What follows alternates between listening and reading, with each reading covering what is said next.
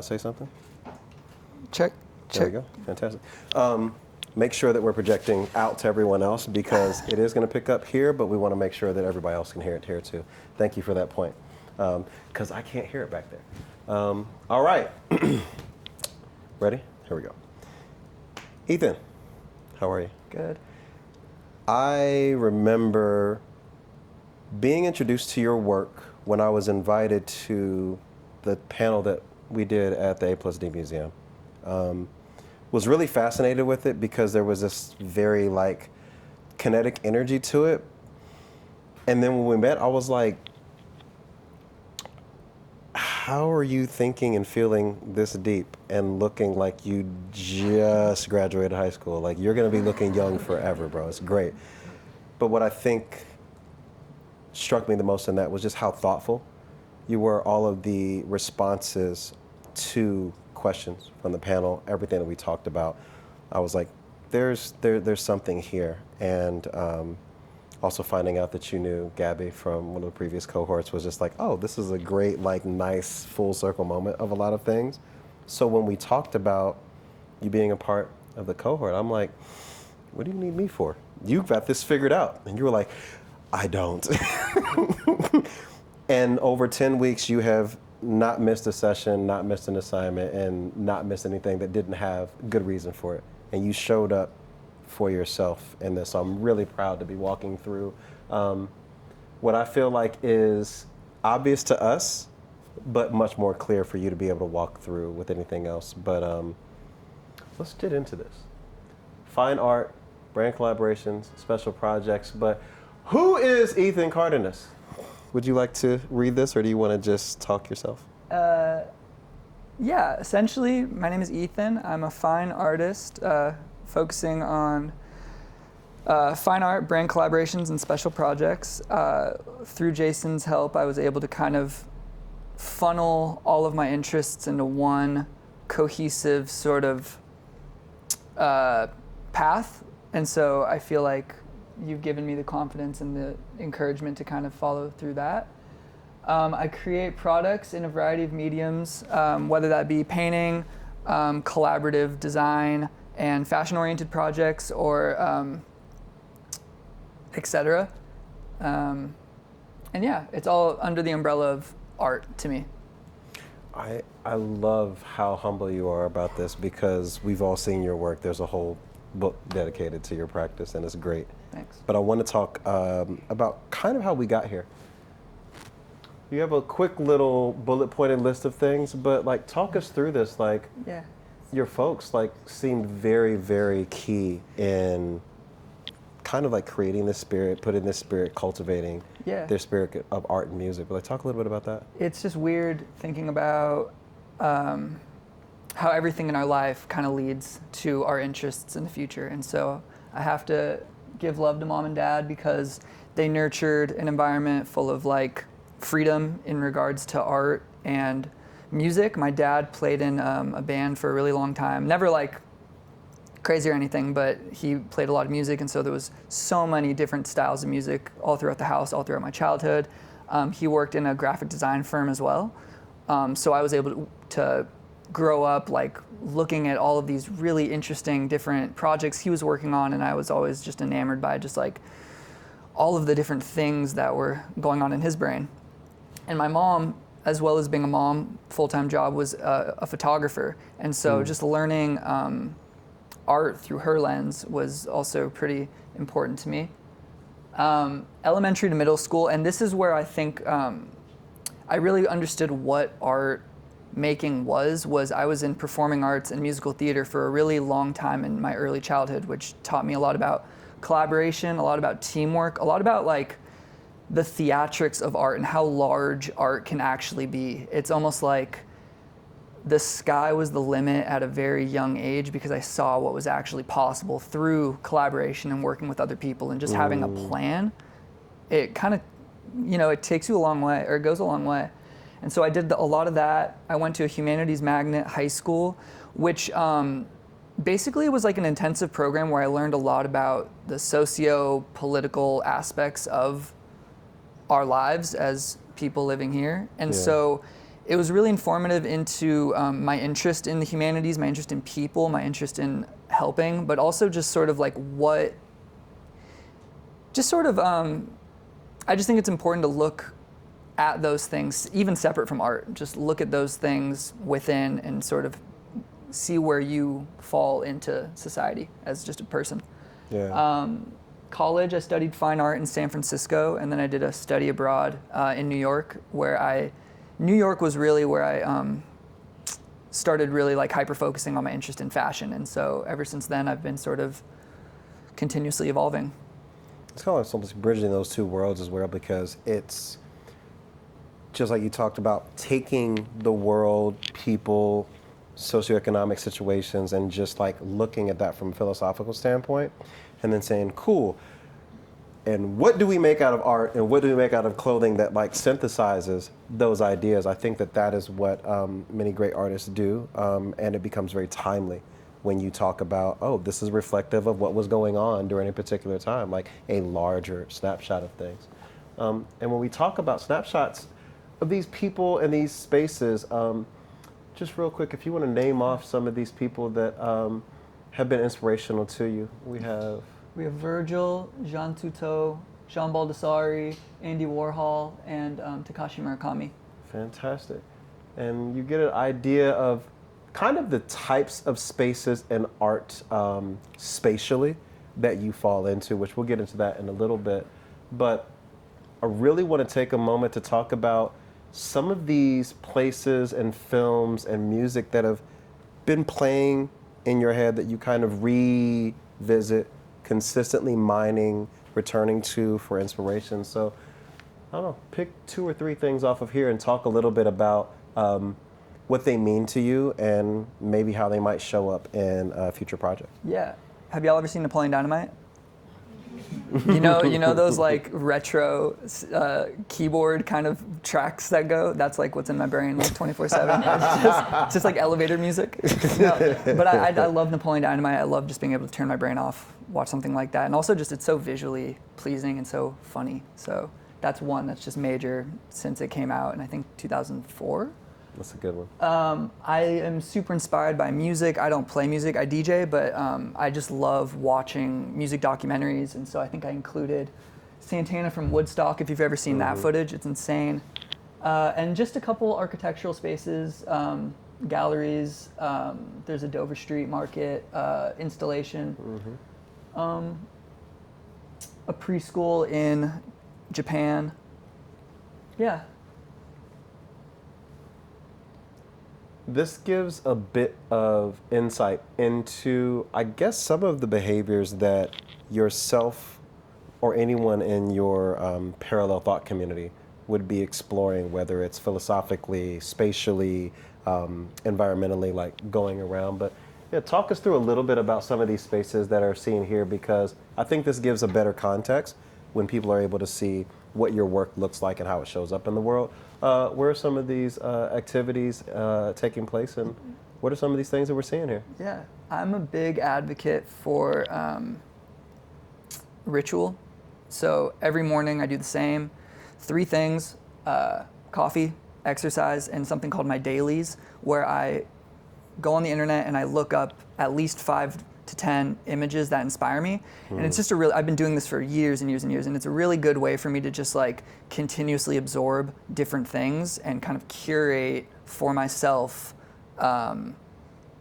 sort of the ethos of who I see myself as an artist. It's just a good way to just keep myself learning. I have childlike wonder. I just turned 30 a couple days ago, and I still feel like I'm like 8 years old. So I hope I don't think that will ever go away. And so there's images of Jean Toutot, who I mentioned earlier, and Pharrell, just being kids, riding bikes, dance music. I love house music. I love furniture. I love things that are modular and just like make sense in spaces. Though sometimes my art can be kind of colorful, I am quite minimal in like my design aesthetic and like what I appreciate.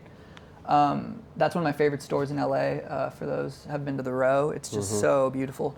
So spaces like that. People like that. I love community. I love just hearing what other people have to say about their worlds. And I'm quite fond of just my alone time. I just like being alone and thinking. So there's a dude just riding a bike, you know? Very real, very real.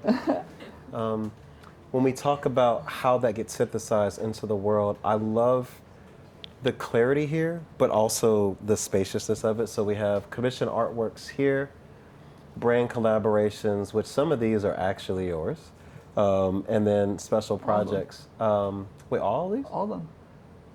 When did you do this? Sorry, going off You're book. good. I'm like, when did you do this? I want that. Talk a little bit about what it looks like to create commission artworks as far as scale, like something as small as blank versus something as large as. Yeah, I think I'm open to it all, and all projects differ.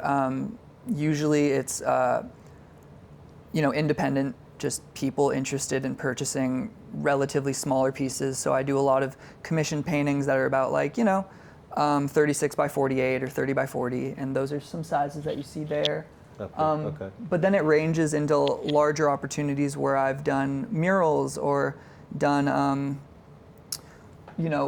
pieces of artwork on clothing with people, and so it's sort of, or I don't know if you want me to.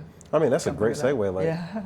Like I said, you don't need me. Yeah. This is great. This is with is it Art Community? Art Community. Yeah. And so, collaboration is key, and it's just like very cool to know that my artwork and everything that I've tried to translate works in the spaces that I intend them to work. And so I've loved the opportunities that I've had to collaborate with people like Art Community, Madewell, Levi's, Le Pair.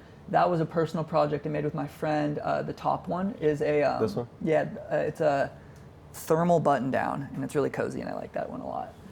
And then, All right. and then it goes into special projects where I've been able to work with restaurants like Great White, where I reinvented their whole menu for a season, which was really exciting. I've made books with Community Goods. I don't know if you know the coffee shop, but we did the first ever coloring book with them, which was really exciting. Basic Space is another platform for artists, and they asked me to collaborate, or they asked me to curate a art show, and so that's what's presented in the middle. The one on the top right is actually where I met Jason. We did our panel discussion at Art and Design Museum. And we all got to sit on very different design chairs. Yeah, that was a very fun night. Yes. No one was the same height. It was wild. No, it really looked like you were sitting at like a gathering of a bunch of kindergartners and everyone hadn't hit their growth spurt at the same time. Exactly. It was the most fantastically unhinged night of this type of conversation. Like, you're hearing how he talks. This is what we had. This was the experience. And what I love about this is that going from commission artwork to special projects, it kind of bookends things in a really beautiful way, because one becomes like individuals or entities that want you to do your own thing, but like within their particular parameters, versus a special project being, we already kind of have this form, but what can you do with it? And those things come with a difference in, thank you, Highland Park. They come with a difference in scale, compensation, and lead times, of course.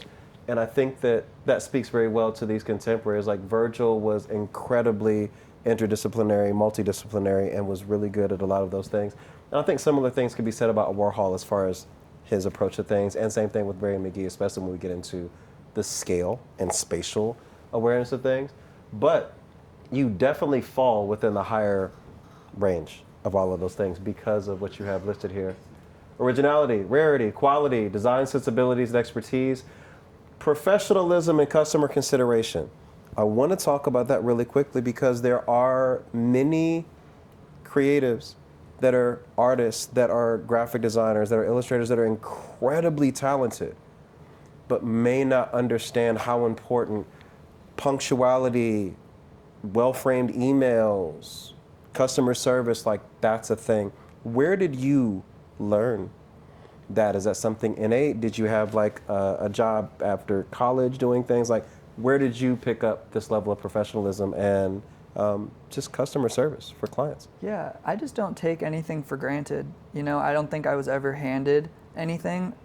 My dad especially, growing up the way that he grew up, kind of instilled a lot of really important values in my sibling. I have two younger sisters, and my siblings and I. just really good work ethic. He always said that my grandma, it doesn't matter, even if you don't have anything, you have to keep your space clean. And so that sort of sentiment has always sort of stayed with me, where it's like you keep your space clean, even if you don't have, you show up, even if you're in a bad mood, you make sure that like you're showing up for the other person. So I don't know, I think just over time, all of those values are just instilled to just be the best human that I can be. Because at the end of the day, this job that we all have, that's like, I'm a human before I'm an artist, you know? I'm both very equally, but it's like, I care about people. Yes, you do. And we appreciate it. This talks a little bit about what it's like to walk through a commission or a client work with anyone that wants to engage with you. But my question to get to is, what's next? What do you want to be doing? How can we help connect those dots to get you there? Because anyone that wants to know what the client journey is going to have to engage you. Yeah. So let's talk a little bit about what these things represent and where you want to go. I am really excited to just continue to take it to the next level. I want to work at a larger scale, whether that be in the fashion space, whether that be in the fine art space. I'm just excited to create larger pieces of work. I'd love to collaborate with all sorts of different types of brands, not only in the clothing sphere, but you know, design elements. I can see myself doing all sorts of just different design-oriented work with different people. Gotcha. More socio-politically driven work, just like what you see at the Mocha and the Billboard, where it's just like, I've always loved.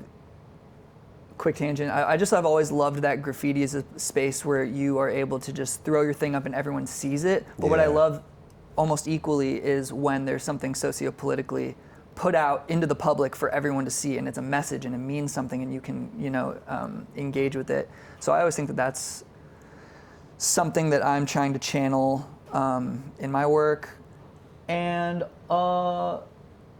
as well as working at a larger scale and collaborating with all sorts of different people. I just want the opportunity to work more in a like intellectual / education driven space. That's what I love about Virgil, is that not only was he just like the king of like hype culture, but he took the time to go to educational centers, lecture series, schools, to talk about these things that are actually equally as important as a complex write-up. Yeah, no, for sure. And of course, very clear that your team is all of the things, which this is probably one of the most honest and accurate representations of what being an artist actually is. So if you need to send this to your folks, take a picture now. But that's pretty much it. But it also shows that you still need someone to support those outputs. So speaking of support, you are currently looking for, and I'm going to read this, artist residency programs worldwide, grant or project funding opportunities and resources, studio space in Los Angeles, curators or representation, artist lecture series opportunities, as you can see, is an excellent, excellent spokesperson for things, mural public art opportunities, and DJ opportunities, but also, very important, feel free to donate to help with supplies and production costs at this, because it is also a lot to be an artist and have to pay for your own things. It gets pricey real quick, real quick. So, contact info is here. Any closing thoughts or remarks? Just buy my art. No, I'm just kidding. No, that's it. No, that is it. I do really want to say thank you so much, Jason, because I think you've been just such a light to all of us here, and you're just a real great guy. Well, thank you. Thank you, Ethan.